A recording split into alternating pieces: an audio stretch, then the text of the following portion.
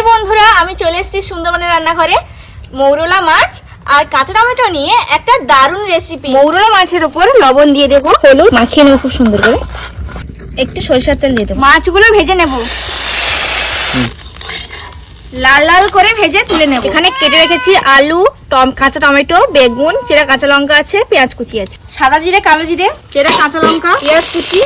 পেঁয়াজ ভাজাটা লাল লাল হয়ে গেলে আলু, টমেটো আর বেগুন, লবণ দিয়ে দেবো, হলুদ,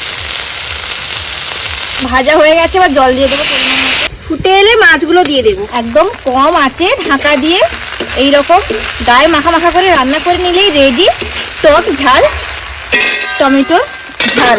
গ্রাম বাংলার দিকে এইরকম রেসিপি যদি পাতে থাকে, এক থালা ভাত অনায়াসে শেষ হয়ে যাবে। আমার এই রেসিপিটি তোমাদের কেমন লাগলো তোমরা অবশ্যই কমেন্ট করে জানাও, এবং যদি ভালো লেগে থাকে তো তাহলে সাবস্ক্রাইব করো এবং আমাদের পাশে থাকো।